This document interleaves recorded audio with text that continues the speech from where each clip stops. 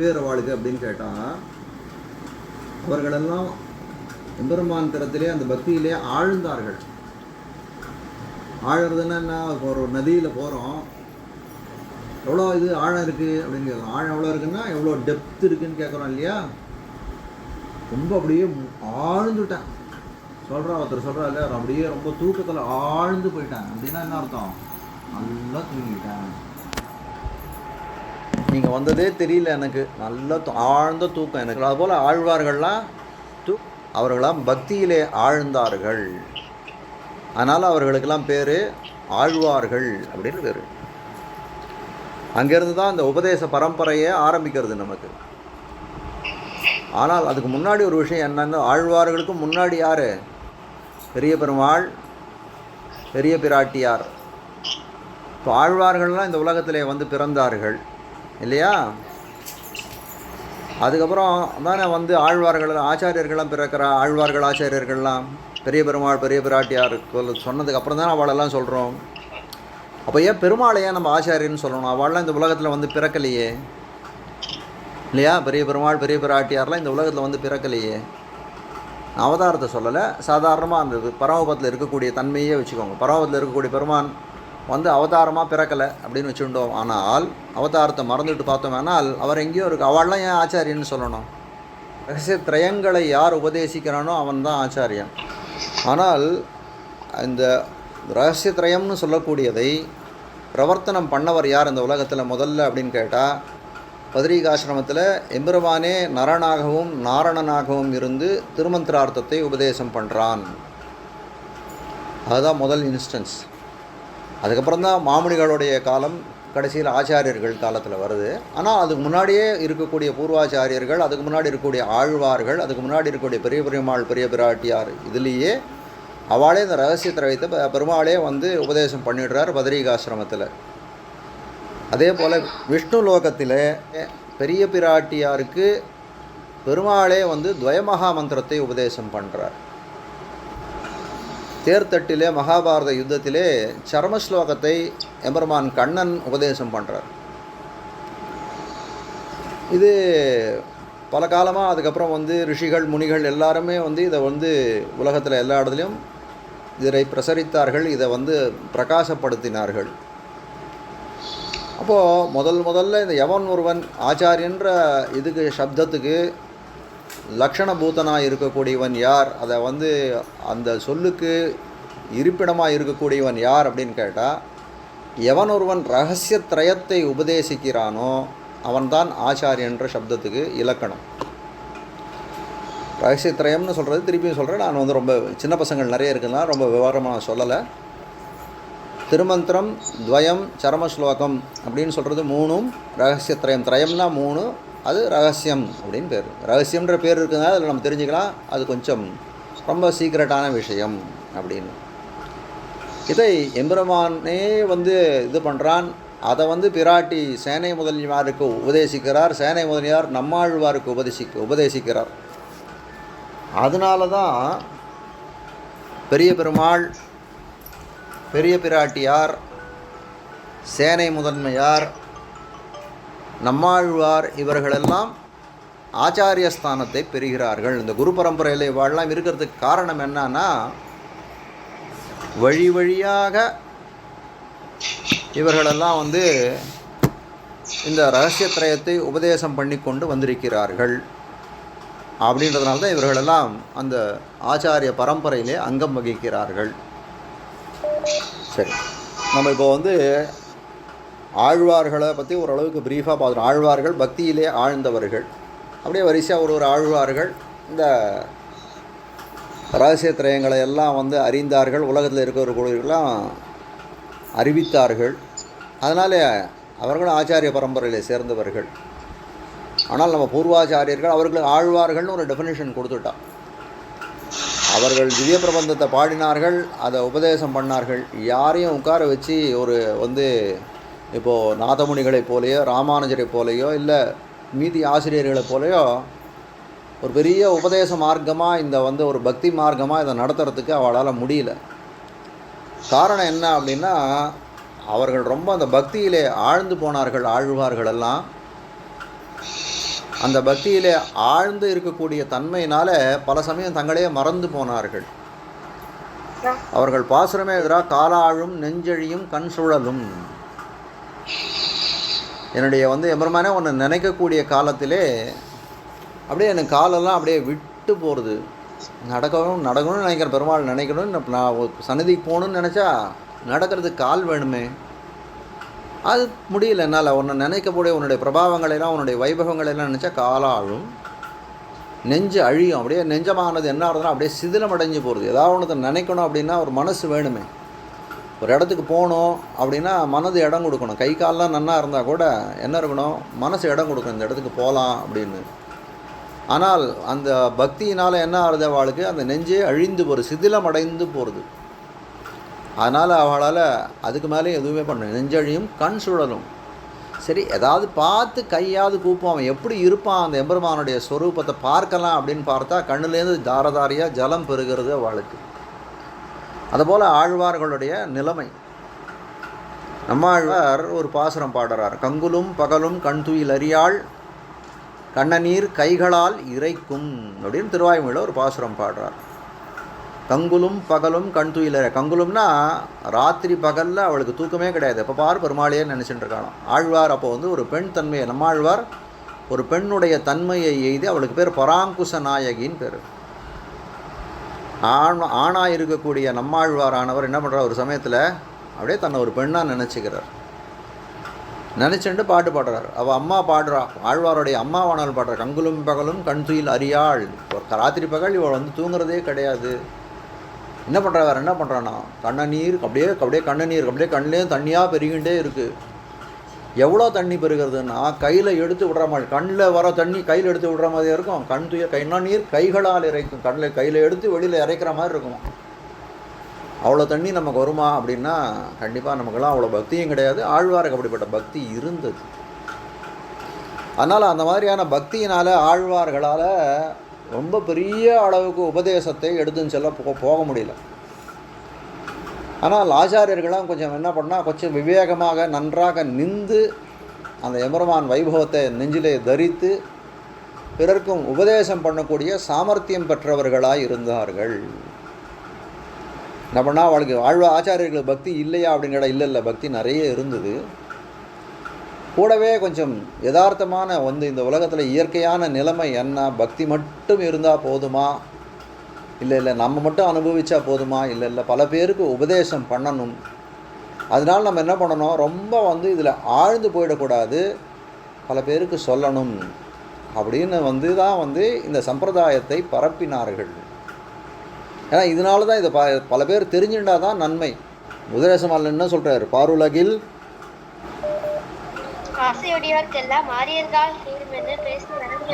பேசி வரம் வருத்தார் பின் ஆசையுடையோர்க்கெல்லாம் ஆரியர்கள் கூறும். யார் யாருக்கு எம்பெருமானுடைய விஷயத்தை எல்லாம் கேட்கணும்னு ஆசைப்படுறாளோ அவர்களுக்கெல்லாம் சொல்ல வேணும் அப்படின்ற ஒரு வரம்பை முறித்தார் ஆழ்வார். முதல்ல எம்பெருமானார்ன்றவர். ஒரு காலத்தில் எப்படி இருந்தது ஆச்சாரிய பரம்பரைனா, ஓரான் வழி ஆச்சாரிய பரம்பரைன்னு பேர். ஓரான் வழியாய் உபதேசித்தார் முன்னோர், அப்படி தான் ஆரம்பிக்கிறது இந்த பாசுரமே. இந்த மாதிரி நம்ம 4 பேர் உட்காந்துட்டு நேரம் உட்காந்துட்டுருக்கோம், 10 பேர் ஆஃப்லைனில் உட்காந்துட்டு இது ஆன்லைனில் இருந்துட்டு ஒரு பகவத் அனுபவம் பண்ண முடியுமா, ஒரு உபன்யாசத்தை கேட்க முடியுமா அப்படின்னா அந்த காலத்தில் ஆன்லைன்ற கான்செப்டே இருந்திருக்காது. இப்போ தான் இது டெக்னாலஜி அட்வான்ஸ்மெண்ட், இப்போ தான் அதை பார்க்குறோம். ஆனால் அந்த காலத்தில் சரி ஒரு 8 பேர், ஒரு 5 பேர், இல்லை ஒரு 2 பேர் சேர்ந்து உபன்யாசம் கேட்கலாமே அப்படின்னு கேட்டால் அந்த மாதிரி கூட பண்ண முடியாது. ஒருத்தருக்கு தான் சொல்லுவார். அந்த மாதிரி தான் ஒரு நியத்தி இருந்தது. இன்னொருத்தர் கேட்பார், சுவாமி எனக்கும் நானும் அவரோடய உட்காந்து கேட்குறேனே அப்படின்னு கேட்டால் அவர் என்ன சொல்லுவார், வேண்டான்னு விடுவார் அந்த ஆச்சாரியர். இல்லை நீங்கள்லாம் வேண்டாம், ஒருத்தருக்கு தான் நான் சொல்லணும், இதுதான் எங்கள் ஆச்சாரியன் எனக்கு சொல்லி கொடுத்தது, நானும் இதை தான் பண்ணுவேன் அப்படின்னு சொல்லி அவர்களெல்லாம் அந்த மாதிரியான ஆச்சாரியர்கள் இருந்தார்கள். அது மட்டும் இல்லை, இப்போ நம்ம ஒரு விஷயத்தை அறிஞ்சிக்கணும் அப்படின்னு ஆசைப்படுறோம் அப்படின்னா நாம் போய் அந்த ஆச்சாரியன்டே அடிபணிஞ்சு கேட்கணும். சுவாமி எனக்கு இந்த விஷயத்தை சொல்லும், ரகசியத்திரையம் சொல்லுங்கோ, பகவத்கீதையினுடைய அர்த்தத்தை சொல்லுங்கோ, திருவாயுமொழியினுடைய அர்த்தத்தை சொல்லுங்கோள் அப்படின்னெல்லாம் அவர்கள் அர்த்தத்தை போய் கேட்கணும். யார் அது தெரிஞ்சுக்கணும்னு ஆசைப்படுறாளோ அந்த மாதிரி பல முறை கேட்டதுக்கப்புறம் நம்ம பிரார்த்தனை பண்ணினதுக்கப்புறம் சொல்லக்கூடியவர்கள் யார்? என்ன டைப் ஆஃப் ஆச்சாரியர்கள்?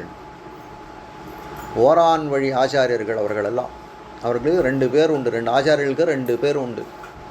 ஒன்று அனுவிருத்தி பிரசன்னாச்சாரியர்கள்னு பேர், இன்னொருத்தர் கிருபாமாத்திர பிரசன்னாச்சாரியர்கள். திருப்பி சொல்கிறேன், அனுவிருத்தி பிரசன்னாச்சாரியர் அப்படின்னு ஒருத்தர். அனுவிருத்தி அப்படின்னா திரும்பி திரும்பி திரும்ப கேட்டு கேட்டு மறுபடியும் கேட்டு ஞானத்தை சம்பாதிக்கிறதுக்கு பேர் அனுவிருத்தி. அதாவது திரும்ப திரும்ப கேட்கறதுனால. அனுவிருத்தினாலே பிரசன்னம் அடைவார்கள். 10 தடவை கேட்டானா ஓஹோ இவன் கேட்கணும்னு நிஜமாகவே ஆசைப்படுறான் அப்படின்ற சந்தோஷத்தினாலே உபதேசிக்கக்கூடியவர்கள் அனுவிருத்தி பிரசன்ன ஆச்சாரியர்கள். சில ஆச்சாரியர்கள் இருக்கா, அவள்லாம் எப்படி அப்படின்னு கேட்டால் கிருபாமாத்திர பிரசன்னாச்சாரியர்கள்னு பேர் அவருக்கு. கிருபாமாத்திரம்னா கிருப்பை அப்படின்னாலே கருணைன்னு அர்த்தம். கருணை ஒன்றையே காரணமாக கொண்டு அதனாலேயே ஆனந்தம் அடைந்து உபதேசங்களை பண்ணக்கூடியவர்கள். அப்படி என்ன கருணை அவளுக்கு அப்படின்னு கேட்டால், உனக்கு ஆசை இருக்கா? இருக்குது, நான் சொல்கிறேன் உனக்கு, நீ ஒன்றும் கேட்கவே வேண்டாம், நீ இதை சொல்லு அதை சொல்லுன்னு கேட்க வேண்டாம், நானே உனக்கு எல்லாத்தையும் சொல்கிறேன் அப்படின்னு சொல்லக்கூடியவர்கள். இப்போ எம்பெருமானார் என்ன பண்ணார்? அப்படி தான் ஆசைப்பட்டவர்களுக்கெல்லாம் திருக்கோட்டியூர் நம்பிக்கிட்ட கேட்ட அர்த்தங்களை எல்லாம் உபதேசம் பண்ணினார். கீழே எம்பெருமானார் வைபவத்தில் பார்க்கலாம், அதை ரொம்ப விளக்கமாக பண்ணார். அதனால் அவர் கிருபாமாத்திர பிரசன்னாச்சாரியர் அப்படின்னு சொல்லுவார்கள். அப்போ அந்த ஓரான் வழி சம்பிரதாயம் அப்படின்னு சொன்னோமே, ஆனால் ஒருத்தருக்கு சொல்கிறது. எம்பெருமானார் காலத்துக்கு பிறகு அந்த ஆச்சாரியர்களுடைய மனோபாவம் மாறி போயிடுத்து. ஆசை உடையவர்களுக்கெல்லாம் இந்த உலகத்திலே உபதேசம் பண்ண வேண்டும், இந்த ஓரான் வழின்ற சம்பிரதாயம் இனிமேல்ட்டு நமக்கு வேண்டாம். இந்த மாதிரி ஒருத்தருக்கே உபதேசம் பண்ணிகிட்டே போனால் பல பேர் இந்த ஞானத்தை சம்பாதிக்கவே முடியாது. எம்பெருமானை பற்றி இருக்கக்கூடிய மெய்யான அறிவு தத்துவ ஞானம் பெற முடியாது அப்படின்னு நினச்சி அவள் அதுக்கு மேலே ஃபர்தராக பண்ணல. அதனால் அந்த ஓரான் வழி சம்பிரதாயம் கொஞ்சம் காலத்தில் முடிஞ்சு போயிடுச்சு. அதுக்கப்புறம் எம்பெருமானார் காலத்துக்கு அப்புறம் நம்ம இப்போது காணும்போதை போலே ஆசை யார் யாருக்கு இருக்கோ எல்லாரும் விஷயத்தை கேட்கலாம் அப்படின்னு ஆரம்பித்தது அந்த சம்பிரதாயம். சரி, இப்போ நாதமுனிகள் விஷயத்துக்கு போவோம். நாதமுனிகள் அப்படின்னு சொல்லக்கூடியவர் நம்மாழ்வாருக்கு அப்புறம் வரக்கூடிய ஆச்சாரியர் இல்லையா? இவர் எங்கே பிறந்தார், திருவவதாரம் பண்ணார் அப்படின்னு கேட்டால் காட்டுமன்னார் கோயில். என்னது? காட்டுமன்னார் கோயில். பொன்னியின் செல்வன் அப்படின்னு ஒரு சினிமா தெரியுமா? அதில் பார்த்தீங்களா? காட்டுமன்னார் கோயில் பற்றி சொல்வாள், கேட்கலையா? ஆழ்வார்க்கடியான்னு ஒருத்தர் வருவார், அவர் சொல்வார் காட்டுமன்னார் கோயில்னு. வீராணம் ஏரி, அந்த காட்டுமன்னார் கோயில் தான் வீரநாராயணபுரம்னு அதுக்கு ஒரு பேர் உண்டு. அங்கே ரொம்ப பெரிய ஏரி உண்டு. அந்த ஏரியில் பார்த்தா அந்த ஜலம் வெளியில் போகிறதுக்காக 74 மதகுகள் இருக்கும். 74 மதகுகள், அதாவது ஜலத்தை வெளியில் எடுத்து விடுறது. அந்த 74 மதகுகள் எதை இண்டிகேட் பண்ணுறதுன்னா, எதை இண்டிகேட் பண்ணுறது? 74 என்ன நம்பர்? 70. வெரி குட் 74 சிம்மாசனாதிபதிகளை இண்டிகேட் பண்ணுறது போல் இருக்கும். அந்த 74 சிம்மாசனாதிபதிகள், 74 மதகுகள் அந்த இடத்துல இருக்கும். அப்போது ஒரு காலத்தில் என்ன பண்ணுறார், அந்த நாதமுனிகள் முதல்ல ஆரம்பிக்கக்கூடிய காலத்தில் வீரநாராயணபுரத்தில் தான் அவர்களெல்லாம் அந்த மன்னனார் அப்படின்னு அந்த பெருமாள், அந்த மன்னனாரோடைய சன்னதியில் கைங்கரியம் பண்ணிட்டு வர யார் அப்படின்னு கேட்டால் அவர் ஈஸ்வர பட்டாழ்வார் அப்படின்னு ஒருத்தர். அந்த ஈஸ்வர பட்ட ஆழ்வார் அப்படின்றவர் நாதமுனிகளோட அப்பா. இவருக்கு நாதமுனிகள்ன்றவருக்கு சொந்த பேர், ஃபுல் பேர் என்ன அப்படின்னா ரங்கநாத முனி, ஸ்ரீ ரங்கநாத முனின்னு பேர் இருக்குது. அதை சுருக்கி நாதமுனிகள் அப்படின்னு ஆகிடுது. ஆனால் ஃபுல் பேர் அவருக்கு ரங்கநாத முனி அப்படின்னு பேர். அதுக்கப்புறம் ஈஸ்வர பட்டாழ்வார், நாதமுனிகள், அவருக்கு உள்ள ஈஸ்வர முனிகள் அப்படின்னு இந்த 3 பேரும் சேர்ந்து அந்த காட்டு மன்னார் கோவில், மன்னனார்னு சொல்லக்கூடிய இடத்துல மன்னனார்ன்ற பெருமாளுக்கு கைங்கரியம் பண்ணிட்டு வரா பல காலம். அதுக்கப்புறம் என்ன பண்ணுறா, இந்த கதையெல்லாம் எம்பெருமானுடைய வைபவத்தெல்லாம் கேட்டுட்டே இருக்க, கிருஷ்ண வைபவம், ராம வைபவம் இதெல்லாம் கேட்ட காலத்தில் சரி நம்ம போய் இந்த பெருமாளெல்லாம் மதுரை, அயோத்தியா இந்த போல் வந்து புண்ணிய பூமிகளெல்லாம் அந்த இடத்துல இருக்கக்கூடிய எம்பெருமான்களெல்லாம் சேவிச்சுட்டு வரணும் அப்படின்னு சொல்லிட்டு இவர்களெல்லாம் கிளம்பி போகிறா. இந்த இடத்துல போய் இந்த கோவர்தனம் அப்படின்னு சொல்லக்கூடிய, கோவர்தனம்னு சொல்லக்கூடிய இடத்துல இருந்து அந்த பெருமாளுக்கு நிறைய வித கைக்கரியங்கள்லாம் பண்ணி கொண்டிருக்கிறார்கள். இன்னொரு செய்தியும் உண்டு அதில், இங்கே குரு பரம்பரையில் இருக்கான்னு தெரியல. கிருஷ்ணனுக்கு பஞ்சத்வாரகை, துவாரகைன்னா பஞ்சத்வாரகைன்னு சொல்லுவான். அந்த பஞ்சத்வாரகையில் ஒரு துவாரகை பேர் ஸ்ரீநாத் துவாரகா, ஸ்ரீநாத்ஜி அப்படின்னு அந்த ஊர் பெருமாளுக்கு பேர். அவருக்கு எதனால் ஸ்ரீநாத்ஜின்னு பேர் அப்படின்னு கேட்டால், நாதமுனிகளாலே அவர் திருவாராதனம் செய்ய பெற்றவர். இவர் பேர் ஸ்ரீ ரங்கநாத்ஜி, அவர் ஸ்ரீநாத்ஜி. நாதமுனிகள், அதனால்தான் அந்த நாதன்ற நாமம் அவருக்கு வந்தது அப்படின்னு கூட வந்து நம்ம பெரியவர்கள்லாம் சொல்லுவார்கள். இப்போது யமுனா தீரத்தில் கோவர்தனபுரம் அப்படின்ற ஒரு இடத்துல இந்த ஈஸ்வர பட்டாழ்வார், நாதமுனி, அவருடைய பையனான நாதமுனிகள், அவருடைய பையனான ஈஸ்வர முனிகள் அப்படின்ற 3 பேரும் அந்த இடத்துல பெருமாளை சேவிச்சுட்டு அங்கேயே அந்த யமுனா நதி கரையிலேயே வாழ்ந்து வருகிறார்கள் கோவர்தனபுரம்ன்ற இடத்துல. கொஞ்ச காலம் போச்சு. ஒரு சமயம் என்ன ஆச்சுன்னா, நாதமுனிகளுக்கு ஒரு நாள் ராத்திரி தூங்கிட்டு இருக்கும்போது ஒரு சொப்பனம், கனவு ஏற்பட்டது. கனவில் பெருமாள் வந்து சேவை சாதிக்கிறார். எந்த பெருமாள் அப்படின்னு கேட்டால், வீரநாராயணபுரத்து பெருமாள், மன்னனார் அப்படின்னு சொல்லக்கூடிய பெருமாள் சேவை சாதிக்கிறார். எதுக்கு நீங்கள் அங்கேயே இருக்கீங்க, இங்கே வர வேண்டாமா, எனக்கு கைங்கரியம் பண்ண வர வேண்டாமா அப்படின்னு வந்து இது பண்ணுறார். உடனே நாதமுனிகளுக்கு தூக்கம் கலைஞ்சு போகிறது. எழுந்து மறுநாள் காலத்தால் ஈஸ்வர பட்டாழ்வார், ஈஸ்வர முனிகள் எல்லார் இடத்துலையும் சொல்கிறான், இந்த மாதிரி எனக்கு ஒரு கணக்கு வந்தது, மன்னனார் திரும்பி கூப்பிடுறார் வீரநாராயணபுரத்துக்கு வா அப்படின்னு சொல்லி, என்ன பண்ணலாம் அப்படின்னா, சரின்னு அந்த கோவர்தனபுரத்தில் இருக்கக்கூடிய பெருமாள் இடத்துல பர்மிஷன் வாங்கிட்டு திரும்பி வந்துவிடுறான். எதுக்காக இதை ரொம்ப அழுத்தி சொல்கிறேன் அப்படின்னா, அந்த காலத்தில் இருக்கக்கூடிய ஆச்சாரியர்கள்லாம் எங்கேயாவது ஒரு பிரயாணப்படணும் அப்படின்னா, அவள் எந்த ஊரில் இருக்காளோ அந்த பெருமாள் இடத்துல பர்மிஷன் வாங்கிட்டு தான் கிளம்புவாள். இப்போ நான் போய் பர்மிஷன் வாங்கிட்டா பெருமாள்னா பதிலாக சொல்ல போகிறார், எதுக்கு சுவாமி இதெல்லாம் சொல்கிறீங்க? நம்ம என்ன நினைக்கணும் அப்படின்னா, பெருமாள் அர்ச்சாவதார சமாதியை குலைந்து பேச போகிறது கிடையாது, அது உண்மை. ஆனால் சொல்ல வேண்டியது நமக்கு கர்த்தவியம் இல்லையா? இப்போ நம்ம போய் வந்து பெருமாளை சேவிக்கிறோம், உனக்கு எல்லா நன்மைகளையும் கொடுக்குறேன்னு சொல்கிறாரான்னா சொல்கிறது இல்லை. ஆனால் எல்லா நன்மைகளும் நமக்கு நடந்ததுன்னு தானே இருக்குது. நமக்கும் அந்த பாவம், மனோபாவம் ஏற்படணும். எம்பெருமான் வந்து நீ போயிட்டு வான்னு சொல்கிற மாதிரி ஏற்படும். அந்த மாதிரியான பாவம் ஆச்சாரியர்கள் தான் ஏற்பட்டிருந்தது. அவள் வீரநாராயணபுரத்துலேருந்து கிளம்பிச்சே கூட என்ன பண்ணுவாள், அந்த பெருமாள்கிட்ட சொல்லிட்டு தான் போவாள், சுவாமி நான் யாத்திரையெல்லாம் போயிட்டு வரேன் அப்படின்னு சொல்லிட்டு தான் கிளம்புவான். அதே மாதிரி அது அப்படி சொல்லிட்டு போனதுனால தான் என்ன பண்ணுறாரு பெருமாள் சொப்னத்தில் சொல்கிற, நீங்கள் போய் ரொம்ப நாள் ஆச்சு, திரும்பி வர வேண்டாமா அப்படின்னு வந்து ஆசையோடு அந்த பெருமாள் திரும்பி கேட்குறாரு. இப்போ நம்மளும் என்ன இந்த மாதிரியான ஹேபிட்ஸ் எல்லாம் எதுக்காக சொல்ல வரேன் அப்படின்னா, இந்த மாதிரியான ஹேபிட்ஸ் எல்லாம் நமக்கும் கல்டிவேட் பண்ணிக்கணும். போகணும் பெருமாளோட, நம்ம வந்து பெருமாள் நம்மளோட பேசுகிறதா கண்டிப்பாக நினைக்கணும். இதெல்லாம் சொன்னால் வந்து நம்மளெல்லாம் என்னன்னு சுவாமி நினச்சி பார்க்கணும், நம்மளாம் கொஞ்சம் பைத்தியம் நினச்சிக்க மாட்டாள், பெருமாளோட நான் பேசினேன்னு சொன்னேன்னு நினச்சிப்பா, இன்னும் கொஞ்சம் மரம் கழிண்டு எடுத்து போகிறதுக்கு கொஞ்சம் லூஸு அப்படின்னு நினச்சிப்பா அப்படின்லாம் அசிங்கப்பட வேண்டாம். நீங்கள் நினைக்கிறத அடுத்தவாழ்கிட்ட சொல்லணும்னு கூட அவசியம் இல்லை. பெருமாளோட நான் பேசுகிறேன் அப்படின்றத உங்கள் மனசோடு வச்சுக்கோங்க.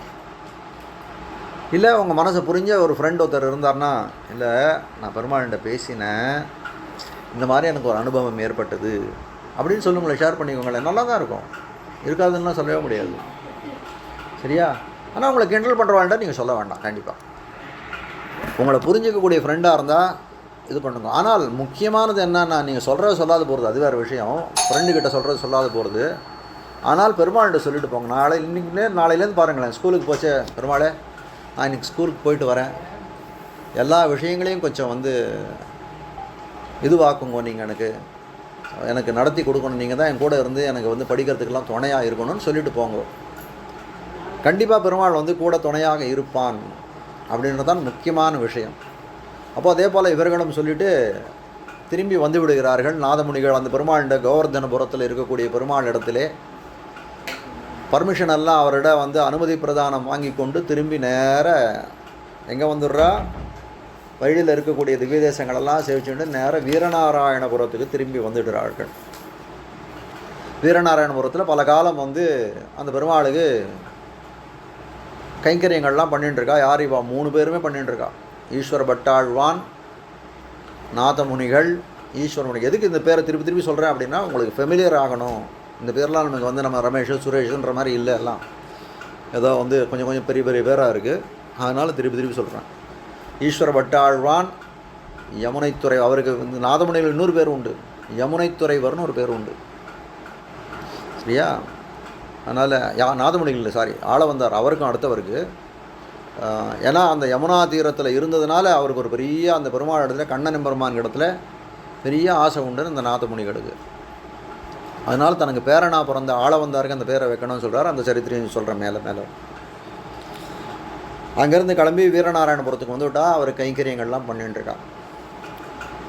ஒரு சமயத்தில் ஒரு குரூப் ஆஃப் பீப்புள், ஸ்ரீ வைஷ்ணவாலெல்லாம் அந்த வீரநாராயணபுரத்துக்கு வரா. வீரநாராயணபுரத்தில் வந்து என்ன பண்ணுறா, அந்த பெருமாள் இது ஆயின்ட்டுருக்கு, சேவிச்சுன்னு இருக்குச்சே, அவள் என்ன பண்ணுறா, ஒரு பாட்டு பாடுறா. ஆறாவமுதே அடியேன் உடலம் நின்பால் அன்பாயே, நீராய் அலைந்து கரைய உருக்குகின்ற நெடுமாலே, சீரார் சென்னல் கவரி வீசும் செழுநீர் திருக்குடந்தை, ஏறார் கோலம் திகழக் கிடந்தாய் கண்டேன் எம்மானே அப்படின்னு சொல்லிட்டு, இது நம்மாழ்வாருடைய திருவாய்மொழியில் வரக்கூடிய பாசுரம் 5ஆம் பத்தில். இந்த பாசுரம் எந்த பெருமாளை பற்றி அப்படின்னா, திருக்குடந்தை அப்படின்னு சொல்லக்கூடிய கும்பகோணத்தில் இருக்கக்கூடிய பெருமாளை, சாரங்கவாணி பெருமாளை பற்றின பாசுரம் இது.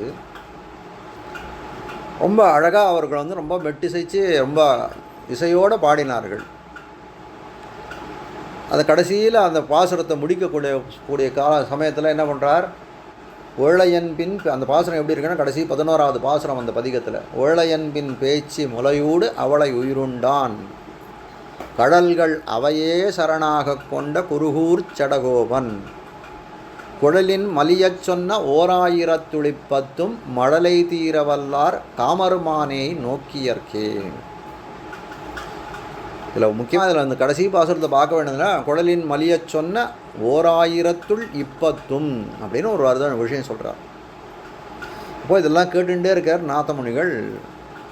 ஓ 1010னா 1000 பாசுரங்கள் இந்த 10 பாசுரம் போல் இருக்குது அப்படின்றத புரிஞ்சுட்டார், அர்த்தம் புரிஞ்சுட்டார். இவ்வளோ அழகாக இருக்குது, 10 பாசுரங்களே இவ்வளோ அழகாக இருக்கே, இது மாதிரி 1000 பாசுரங்கள் இருக்குன்னா அது எப்படி இருக்கும், எப்பேற்பட்ட அனுபவமாக இருக்கும் அதை அறிஞ்சு கொண்டால் அப்படின்னு அவர்கிட்ட போய் கேட்குறா. உங்களுக்கு 1000 பாசுரம் தெரியுமா அப்படின்னு கேட்குறாரு. உடனே அவள் என்ன சொல்கிறா, இல்லை ஏதோ எங்கள் ஊரில் இந்த வைஷ்ணவா, இந்த ஸ்ரீ வைஷ்ணவாலாம் எங்கேயோ வந்து மேல்நாடுன்னு சொல்லக்கூடிய திருநாராயணபுரம் பிராந்தியத்துலேருந்து வந்திருக்கா. அவள் எப்படி இதை அறிஞ்சின்றாலோ தெரியாது. அவள் சொன்னால் எங்களுக்கு இந்த 10 பாசுரம் தான் தெரியும், எங்களுக்கும் வந்து இதுக்கு மேலே 10 பாசுரத்துக்கு மேலே தெரியாது. ஆனால் இது வந்து நம்மாழ்வார் அருளி செய்த பாசுரம், அதனால் இது திருக்குருகூர் நம்மாழ்வார் அவதரித்த திவ்ய தேசமான திருக்குருகூர் இல்லைன்னா ஆழ்வார் திருநகரி அப்படின்ற திவ்ய தேசத்தில் போய் யாரெண்டியாவது கேட்டால் உங்களுக்கு தெரியலாம் அப்படின்னு சொல்லிட்டார். உடனே நாதமுனிகள் நேர பிரயாணப்பட்டார் ஆழ்வார் திருநகரி, நம்மாழ்வார் திருவதாரம் பண்ண ஆழ்வார் திருநகரிக்கு போயிட்டார். அவர் போய் எல்லார்ட்டையும் கேட்குறார், உங்களுக்கு திருவாய்மொழி 1000 பாட்டு தெரியுமா அப்படின்னு கேட்டார். இப்படி ஒன்று இருக்கான்னா அப்படின்னு கேட்டாலாம்.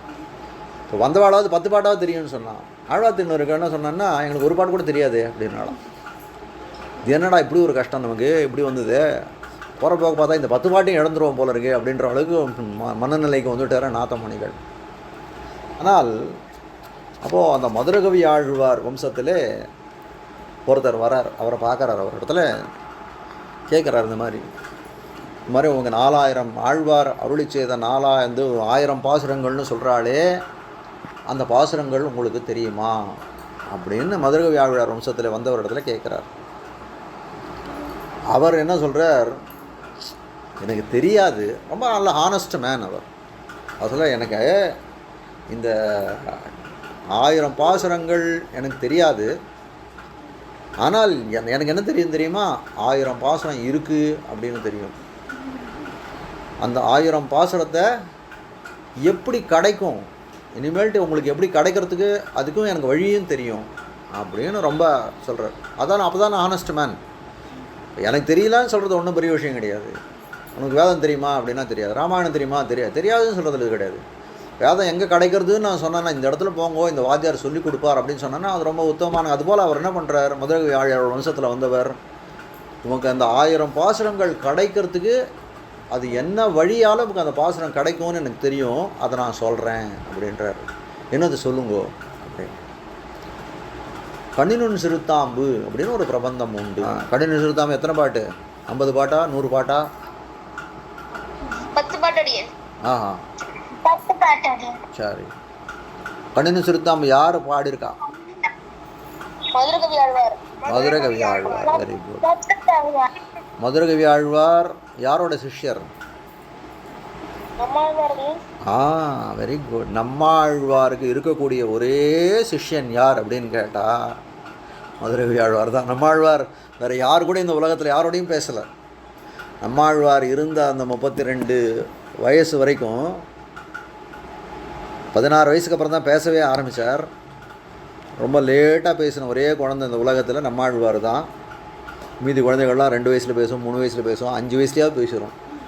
நம்மாழ்வார் என்று சொல்லக்கூடிய ரொம்ப ஞான குழந்தை, தெய்வ குழந்தை 16 வயசுக்கு தான் பேசவே ஆரம்பிச்சது.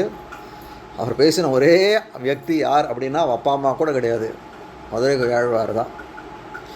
அந்த மதுரகவி ஆழ்வார் ரொம்ப ஆழ்வார் பேர், நம்மாழ்வார் பேரில் அவருக்கு ரொம்ப விசுவாசம். அவரையே தேவதையான்னு நினைக்கிறார்.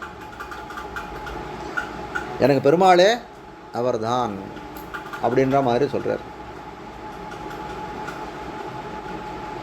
அதனால் அந்த நம்மாழ்வார் விஷயமாக கண்ணினுன் சிறுத்தாம்பு அப்படின்னு ஒரு திவ்ய பிரபந்தம் அருளி செய்திருக்கார். யார்? இந்த மதுரகவி ஆழ்வார் வம்சத்தில் வந்தவர் நாதமுனிகளுக்கு சொல்கிறார். கண்ணினுன் சிறுத்தாம்புன் பராங்குசதாசர்னு பேர் அவருக்கு. அந்த பராங்குசதாசர் இவருக்கு யாருக்கு? நம்ம நாதமுனிகளுக்கு உபதேசம் பண்ணுறார். அந்த மதுரகவி ஆழ்வார் அருளி செய்த கண்ணினுன் சிறுத்தாம்பை உங்களுக்கு சொல்லுகிறேன் அப்படின்னு அவர் சொல்கிறார். உடனே அதை சொல்லிக் கொடுங்க அப்படின்றார். நம்மளாம் என்ன பண்ணுவோம், ஐயோ நம்ம ஏதோ ஒரு 10 பாட்டு தெரிஞ்சுக்கலான்னு வந்தோம், இவர் இன்னும் 10 பாட்டை நம்ம இதில் லிஸ்ட்டில் ஏற்றிட்டாரே அப்படின்னு நினச்சிக்குவோம். அவர் அப்படிலாம் எப்படியா 1000 பாட்டை வாங்காத விடுறதில்லை அப்படின்ற ஒரே சிந்தையில் இருந்தார் நாதமுனிகள். போய் அவருக்கு சொல்லிக் கொடுத்தா 10 பாட்டை நன்னா கற்றுண்டா மட்டும் போதுமா சுவாமி? நான் இல்லை அதை கொஞ்ச நாள் சொல்லணும். எத்தனை தடவை? கொஞ்சம் நிறைய உரு சொல்லணும் சுவாமி அப்படின்னாரு. உரு சொல்லலாம், திருப்பி ரெப்பிட்டேஷனாக சொல்லணும். எத்தனை தடவை சொல்லணும் அப்படின்னா, ஒன்றும் இல்லை, ஒரு 12,000 தடவை சொல்லணும். எவ்வளோ? 12,000 டைம்ஸ் நீங்கள் சொன்னீங்கன்னா, அதுவும் எப்படி? ஏகாகிர சிந்தை எம்பரமா அப்படியே ஆழ்வாரையே நினச்சிடணும், வேறு எதையுமே நினச்சக்கூடாது. ஒருத்தன் டாக்டர்கிட்ட போனான், உடம்பு சரியில்லை அப்படின்ட்டு. டாக்டர் என்ன பண்ணாராம், ஏதோ பார்த்துட்டு ஏதோ சாதாரண ஜுரமாக இதுவாக ஒரு மருந்து கொடுத்துட்டு, இந்த மருந்து சாப்பிடுச்சு குரங்க நினச்சிக்காதீங்கன்னு சொல்லி கொடுத்தாங்க. மருந்து சாப்பிடுச்சே குரங்க நினச்சிக்காதீங்கோ, சரியா? நீ நினச்சிப்பியா மருந்து சாப்பிடுச்சா குரங்க நினச்சிப்பியா? எப்பயாவது நீ என்றைக்காவது நினச்சிட்டுருக்கியா? நீ நினச்சிட்டுருக்கியா? யாருமே நினச்சிட்டு இருக்க மாட்டான். ஆனால் அவன் என்ன பண்ணான், இந்த மருந்தை வாங்கிட்டு போனான். மருந்து சாப்பிட்றதுக்கு போனால் டாக்டர் சொன்னது ஞாபகம் வந்தது. ஐயோ குரங்க நினச்சிக்காதுன்னு உடனே அவனுக்கு குரங்கு ஞாபகம் வந்துடுத்து. ஐயோ எப்படிறா இது அப்படின்னு சொல்லிட்டு அவனுக்கு ஒருத்தரையும். இப்போ டாக்டர் நம்மக்கிட்ட சொல்கிறார், இந்த மாத்திரையை சாப்பிட்றதுக்கு முன்னாடி சாப்பிடுங்கன்னு சொல்கிறார், சில மாத்திரையை சாப்பிட்டதுக்கு அப்புறம் சாப்பிடுங்கன்னு சொல்கிறார் உடம்பு சரியில்லைன்னா. அப்போ சொல்லச்சு அதெல்லாம் நமக்கு ஞாபகம் வருது இல்லை? அதே மாதிரி இவனுக்கு ஞாபகம் வருதான். ஐயோ குரங்கு நினச்சிக்காதுன்னு சொன்னால் குரங்கு தானே எனக்கு ஞாபகம் வருது. இது எதுக்கு சொன்னால்? இது சொல்லாத இருந்தால் நான் குரங்கு நினச்சிக்க போகிறது இல்லையா, சொன்னால் தானே இருக்குது. அதுபோல் எப்படி இருக்கணும்னா, ஏகாகிர சிந்தை, வேறு எதையுமே நினைக்கக்கூடாது. எதுக்காக சொல்ல வந்தேன் அப்படின்னா, இந்த 12,000 தடவை கண்ணினும் சிறுத்தாம் சொல்லக்கூடிய காலத்திலே ஏகாகிர சிந்தை அப்படியே தியானத்தில் இருக்கணும். ஆழ்வாரையே நினச்சிட்டு இருக்கணும். இந்த கண்களானது எப்படி இருக்கணும், இந்த ஐ லிட்ஸ், இந்த மூக்கோட நுனியை பார்க்கணும், வேறு எங்கேயுமே பார்க்கக்கூடாது. அப்படியே ஃபோக்கஸ் பண்ணி இப்படி பார்க்கணும். கொஞ்ச நாளைக்கு பண்ணி பார்த்தோன்னா, நீங்களாம் பண்ணி பார்த்தீங்கன்னா கொஞ்சம் மூக்கு வலிக்கிற மாதிரி இருக்கும், கண் வலிக்கிற மாதிரி இருக்கும். இப்போ பண்ணாதீங்க, அப்புறமா ட்ரை பண்ணிக்கோ, ஆற்றுல போய் ட்ரை பண்ணி பாருங்கள். 12,000 தடவை சொல்லணும் அப்படின்னாரு ஒரே சிந்தையிலே. சரி, நம்ம ஒரே சிந்தையில் வந்து இது பண்ணிவிட்டார். அப்போது அவருக்கு 12,000 தடவை முடித்த உடனே ஆச்சரியம் என்ன அப்படின்னா, நம்மாழ்வார் அவருக்கு பிரசன்னமானார். யோக தசையிலே பிரசன்னமானார் அப்படின்னு தெரிவிக்கிறோம். பிரசன்னமானார் அப்படின்னா அவருக்கு நேராக சாட்சாத்காரம். அப்படியே வந்து நம்மாழ்வார் வந்து அப்படியே இவர் யோக தசையில் இருக்கார், இல்லையோ யோகம் பண்ணிட்டு இருக்காரு. அந்த யோக தசையிலே அவருக்கு வந்து அப்படியே வந்து ஆவிர்வகிக்கிற மாதிரி ஒரு இது. நிஜமாக நம்மாழ்வாருக்கு இது பண்ணாரான்னு தெரியல. எல்லாம் இதில் மானசீக அனுபவம் தான், மனசால் பார்த்தேன்.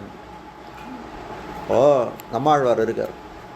திருக்குறுங்குடி பெருமாள் பேரில் ரொம்ப அவருக்கு ஆசை.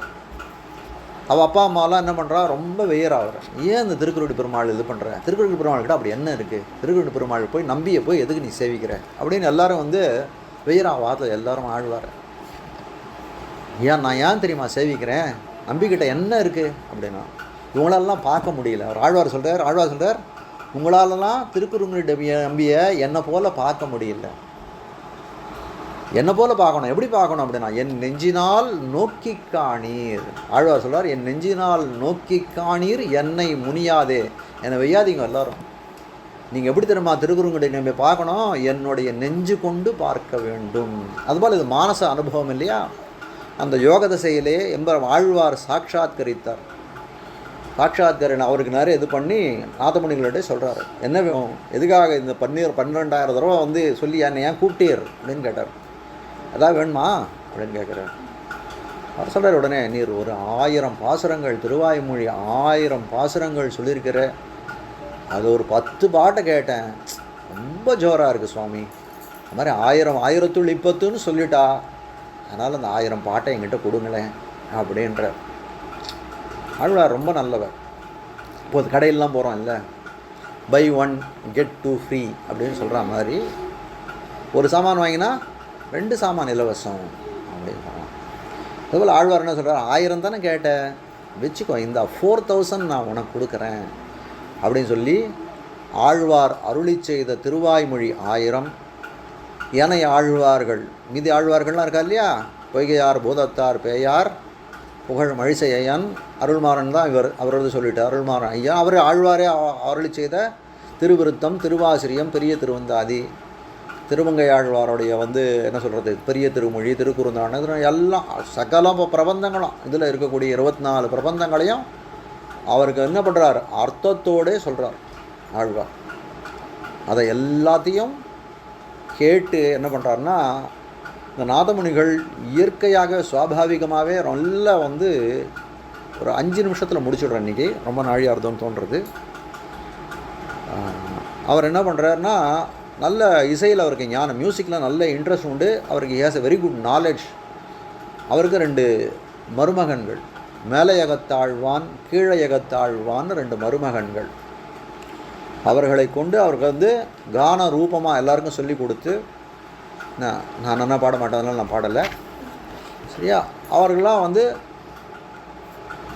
எல்லாம் சொல்லி கொடுத்து அந்த பாட்டெல்லாம் பாடத்துக்கு சொல்லி கொடுத்து அது உலகத்தில் எல்லாரையும் பரவ வச்ச ஆழ்வாருடைய பிரபந்தங்களை பரவ வைத்தார் அப்படின்றது தான் நாதமுனிகளோட அங்கே சரித்திரம். இது மாதிரி இது வந்து ஆழ்வாரோட பிரபந்தம் இதுவாகுது. ஆனால் அதே சமயத்தில் அந்த நாதமுனிகளுக்கு கூடவே 2 சிஷ்யர்கள், உய்யக்கொண்டார், மணக்கால் நம்பி அப்படின்னு 2 சிஷ்யர்கள் கூட இருந்தார். இந்த ஆச்சாரியர்களுக்கெல்லாம் என்ன ஒரு கடமை அப்படின்னா, நம்ம குரு பரம்பரைன்னு சொல்லிட்டோம் இல்லையா, அதுக்கப்புறம் வந்து இவருக்கு நாதமுனிக்கு அப்புறம் வந்து உய்யக்கொண்டார், மணக்கால் நம்பி, அதுக்கப்புறம் ஆள வந்தார்னு சொல்லிகிட்டே வரோம் இல்லையா. இப்போது நாதமுனிகளுக்கு வயசாகி போயிட்டே இருக்குது. இப்போ நமக்கு அப்புறம் யாராவது ஒருத்தர் இந்த இந்த ஆச்சாரிய ஸ்தானத்தை வகிக்கணுமே, அதுக்கு என்ன பண்ணுறது அப்படின்னு வந்து தன்னுக்கிட்ட இருக்கக்கூடிய ஞானங்களை எல்லாத்தையும் இந்த வந்து உய்யக்கொண்டார் இடத்த கொடுத்து விட்றார். மணக்கால் நம்பி அவருடைய சிஷ்யர் தான், உய்யக்கொண்டார் எல்லாத்தையும் உபதேசம் பண்ணிடுறார். உய்யக்கொண்டாருக்கு பண்ணிவிட்டு எனக்கு ஒரு பேரன் பிறப்பான். அவருடைய நாதமுனிகளுடைய வந்து ஈஸ்வர முனிகள்னு அவருடைய பிள்ளை. அந்த ஈஸ்வர முனிகளுக்கு ஒரு பிள்ளை பிறப்பான். அவனுக்கு யமுனைத்துறைவன்னு பேரிடணும். ஏன்னா இவர் வந்து அந்த யமுனா தீரத்தில் கோவர்தனத்தில் பெருமாள் கண்ணனுக்கு வந்து கைங்கரியம் பண்ணி வந்தார் இல்லையா. அதனால் அந்த யமுனைத்துறைவன்னா யமுனைக்கு நாயகனாக இருக்கக்கூடியவர். அந்த யமுனைத்துறைவன்னு பேரிடணும் அவனுக்கு. இந்த நான் சொல்லி வச்சிருக்கக்கூடிய இந்த ஞானத்தை எல்லாம் அவனுக்கு இது பண்ணி அவனுடைய இந்த குரு பரம்பரையிலே அவனை ஒரு ஆச்சாரியனாக அமர்த்த வேணும் அப்படின்னு ஒரு கட்டளை இடுறார். ஆனால் என்ன ஒரு இது அப்படின்னு கேட்டால், நாதமுனிகள் இதெல்லாம் சொல்லிவிட்டு அவர் பரமத்துக்கு போய்டுறார். கொஞ்ச காலம் கழித்து என்ன ஆகுதுன்னா, உய்யக்கொண்டார் ஆள வந்தார் என்ற யமுனைத்துறைவன் இது வேணும் அப்படின்னு ஒரு கட்டளை இடுறார். பண்ணணும் இல்லையா. அதெல்லாம் நடக்கிறதுக்கு முன்னாடியே உய்யக்கொண்டாரும் பரவம் வச்சுடுறாரு.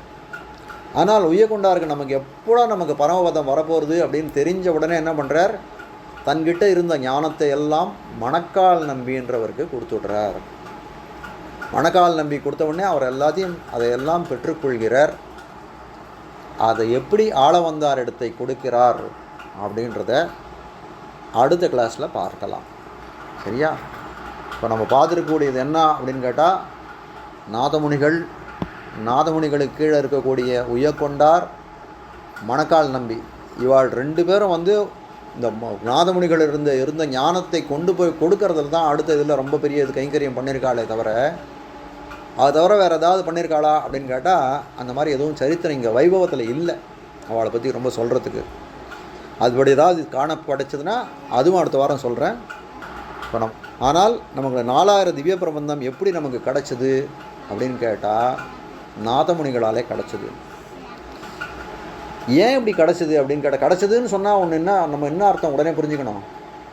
எனக்கு 10 ரூபா கிடச்சிது அப்படின்னா என்ன அர்த்தம், கிடச்சதுன்னு தான் அர்த்தம் அப்படின்னு நீ சொல்கிறது புரியுறது இல்லை. உங்கள்கிட்ட 10 ரூபா இல்லைன்னு அர்த்தம். கரெக்டா.